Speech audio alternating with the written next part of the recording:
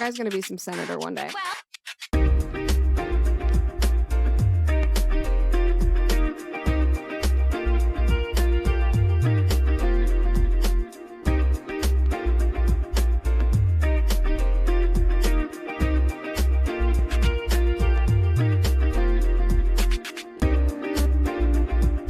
There have been a lot of rumors and rumblings about who Trump's vice presidential pick is going to be. I don't have any answers as to who it's going to be. I don't claim to know, but I can give you some ideas of some people who I think would be good for the position.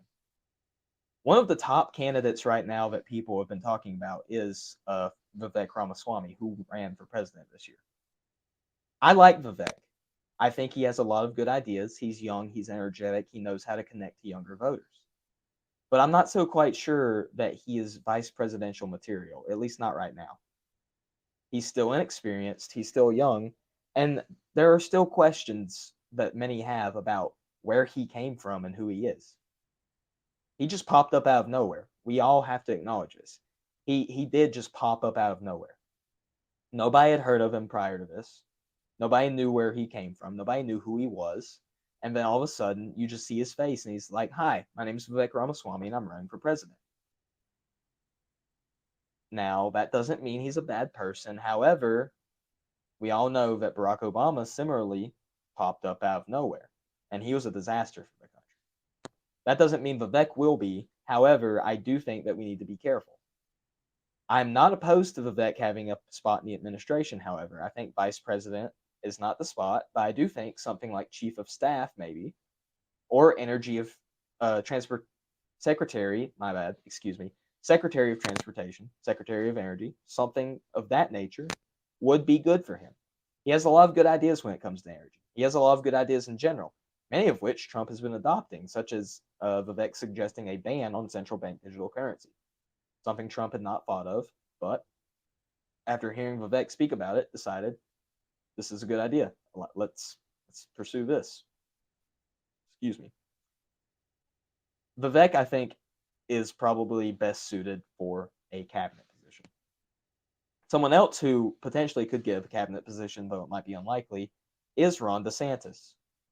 Ron DeSantis didn't have the best relationship with Donald Trump during the campaign, and he has certainly not done himself any favors in terms of trying to build the bridges that were burned recently, especially with the tweet about him not giving Trump any taxpayer money to pay for his legal bills, which I think most Trump supporters realize is common sense. I don't think that taxpayers in Florida should have to pay for the president's legal bills.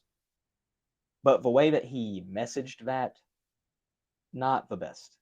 Now, if Trump picked DeSantis as his vice president, it would be a smart move strategically.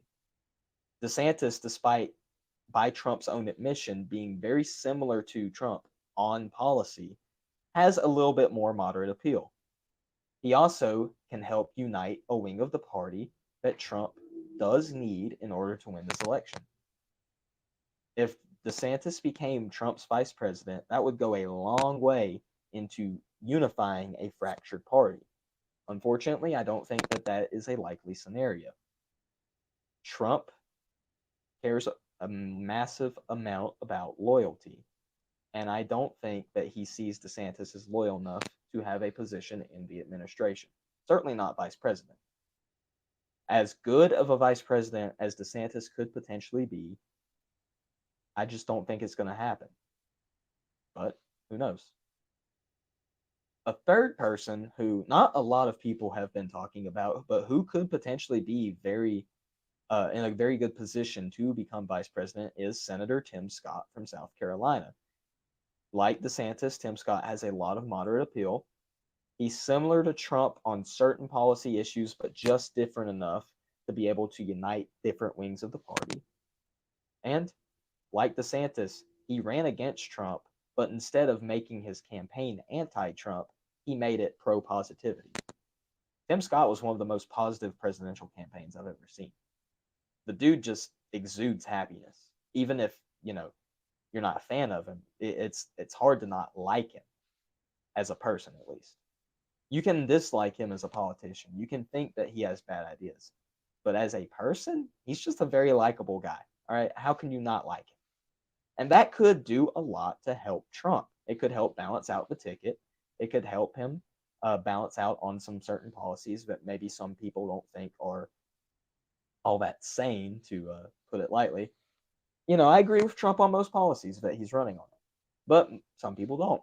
And if they see a figure like Tim Scott as vice president, the average American doesn't realize that the vice president does essentially nothing.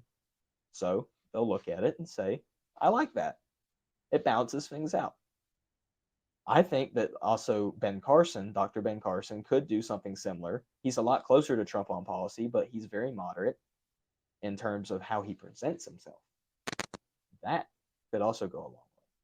The only downside with Ben Carson is the fact that he is so moderate in how he presents himself that he's very soft spoken. That could not be a good thing potentially. I don't know who Trump's vice presidential pick is going to be.